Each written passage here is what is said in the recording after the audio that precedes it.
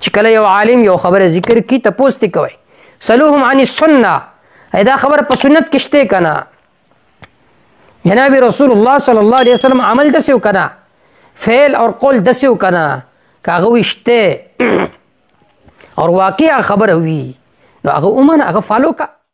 دیو ملګری دا تپوس کړل چې عوام وای چې موږ د چاو منو څوک وایي چې د پنځپیریانو منئ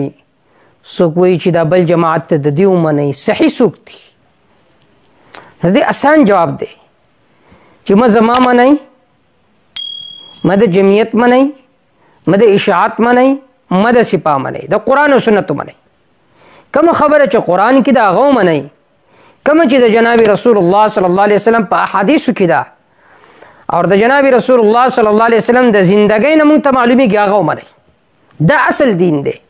ما قال الله وما قال الرسول سچ الله ویلی او سچ رسول ویلی دا اصل دین دی دا ومنئ اور فقه د امام اعظم ابو حنیفه رحم الله دا غیر د قرآن و سنت نه دی بلکې دا هغه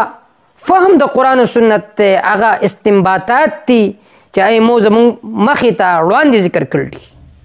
نو د قرآن و سنت ومنئ ګوره کله چې یو عامي سړی بازار ته ځي نو هغه باقاعده تمیز کوي چې دا سودا دی سړي سره ښه ده دی بل سړي سره بده ده هلته هغه تمیز کوي لیکن چې کله د قرآن و سنت خبره راشي نو بیا ځان خلاصي وي د چا ومنم علماو کې په خپل اختلاف دی نو دا فضول خبره ده ومنئ د هغه عالم چې قرآن و سنت تاسو ته بیانوي متعصبه نه متشدد نه ضدي اور عنادي نه نو دا هغه کس خبره ومنئ چې قرآن و سنت تاسو ته بیانوي چې کله یو عالم یو خبره ذکر کی تپوس تی کوي سلوهم عن السنه دا خبره په سنت کې شته کنه جناب رسول الله صلی الله علیه وسلم عمل دسیو کنه فعل اور قول دسیو کنه کاغه وشته اور واقعا خبر وی نو هغه اومن هغه فالو کا او کچرته په قرآن و سنت کې هغه خبره نه که هغه لوی نه لوی شخصیت ولی تاسو نه وی نو به ممنه نو آسان جواب دی الله دې دا خبر زمونږ په ذهنونو کې کینی